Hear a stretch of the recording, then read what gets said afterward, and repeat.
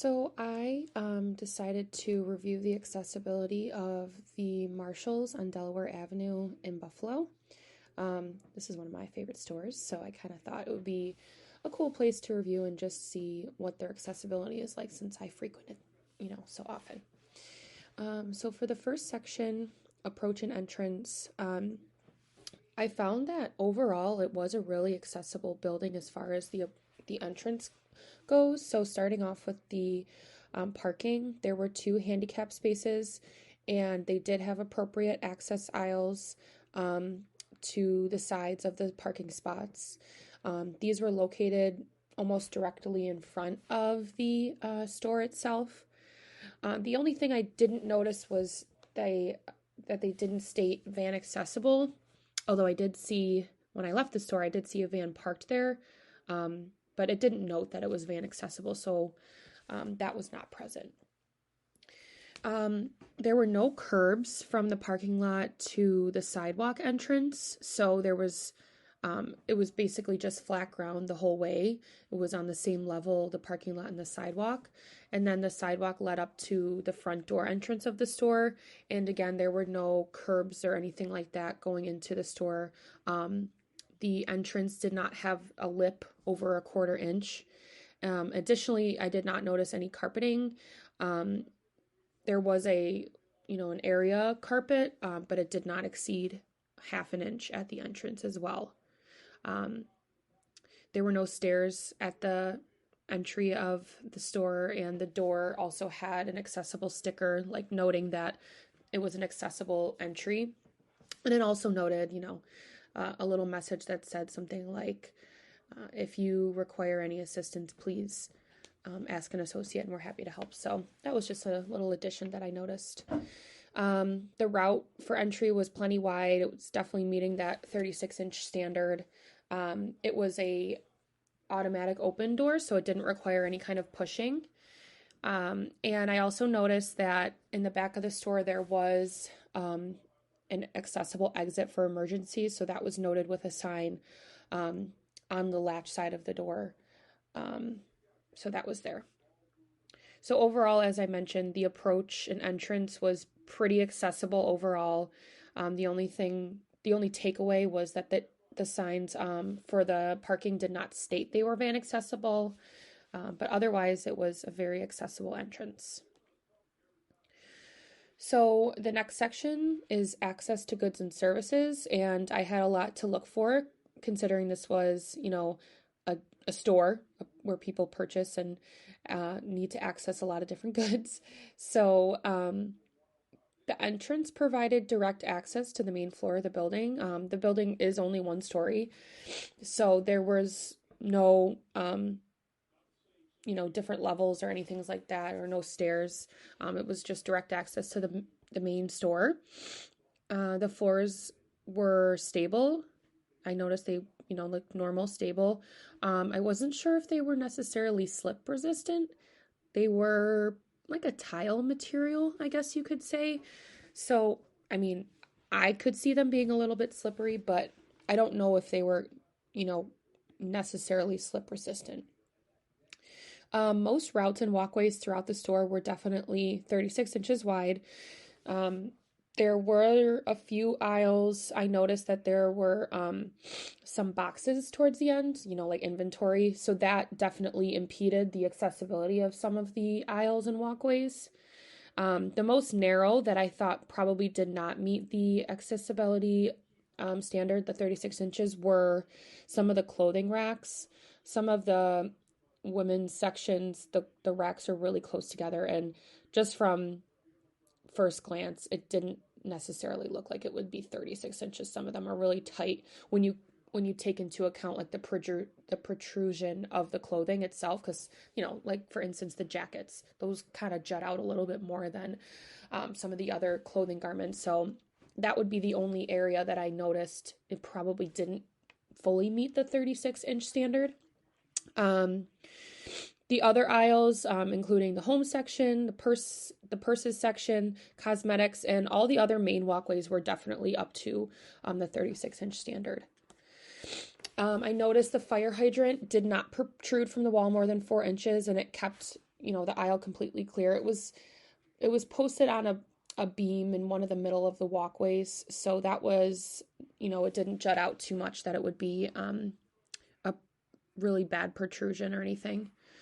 As I mentioned, it's a one-floor establishment, so I did not know any elevators, any lifts, or any ramps within the entire store, as I don't believe there was a need for any.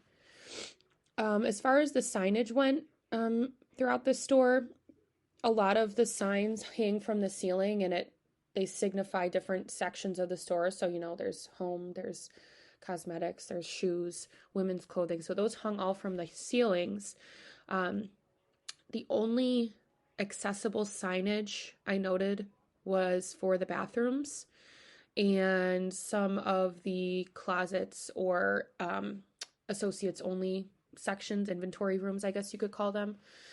So those signs were put on latch side of doorways, and I noted the bathroom specifically had Braille writing, and the text was risen from the signage. But otherwise, there wasn't signage on the walls signifying the different, sections of the store, which I thought that was a takeaway that I thought that could be maybe changed. I know it's a little bit hard with just, 4 walls in the store, and the aisles are kind of just in the middle wherever, but maybe there could be something done about that. Let's see. The sales counter was another big section of the store that I paid close attention to.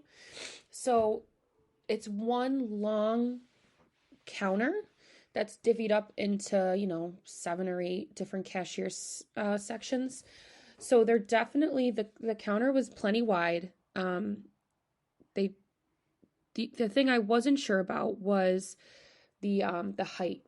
It did seem like they were too tall. They were taller than 36 inches.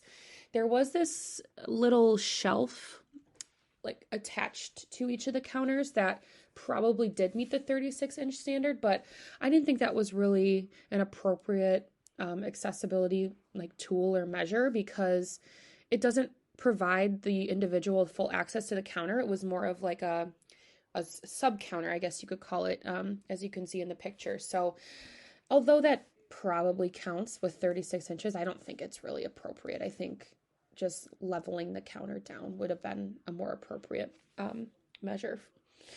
And the walkway at the sales counter was plenty wide. So then moving on to the bathrooms for the next section, there was an accessible route to the bathrooms. There was one accessible stall, and then the entryway didn't have a lip over 1/4 inch. It was also push to open, so it wasn't, it was operable with one hand. It didn't require the twisting, pinching, grasping motion. And then when you exited the bathroom, it was a handle. So again, that could be used with one hand and didn't require any twisting, pinching, grasping motions. The signs on the outside, as I mentioned before, were on the left side, included Braille, and that had contrasting text to background. When you opened the bathroom door, there was plenty of room to maneuver, as well as when you opened the accessible stall, there was plenty of room to maneuver. It was a large stall. Bathroom sinks, soap dispenser, and hand dryers were all at accessible heights. One of the sinks specifically was at a lower height, so that matched, it looked to match that 36-inch standard. Sink, soap, and the hand dryer were all motion activated, so it didn't require any gripping, twisting, or pinching motions.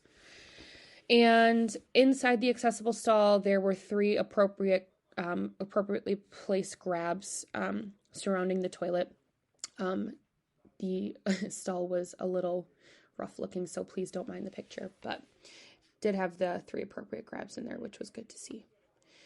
And then lastly, the additional access section. I just have a few notes here. Really, the water fountain was in the hallway towards the bathroom, and it was pushed into the wall, so it didn't protrude into the walkway at all. It was set into the wall, so that was a good thing to see. There weren't any public telephones present here, so I didn't notice or know anything about that. And then The fire alarms did have flashing light feature, so that was another accessible feature that I noticed. So overall, I think this Marshall store was a pretty accessible store. There was only a few takeaways that I had as far as the van accessibility. If it is accessible, it would be good to note that. If not, then they need to rearrange the parking accordingly. And then otherwise, some of the aisles, just weren't fully 36 inches. And I think that maybe employees need to be a little more cognizant of where they're placing inventory boxes, and instead of leaving them, in the middle of a walkway or even on the side, maybe having designated areas for those so that doesn't cause too much protrusion into the walkways and aisles. And then just the certain clothing racks were pretty close together, and accounting for the protrusion of the clothing into the walkway would be a better way to promote more accessibility within this store. But again, overall, it was a pretty accessible store, and I enjoyed doing this project, especially on a place that I go to so often. So it was good to see that a place that I enjoy was accessible for many kinds of people. So thank you.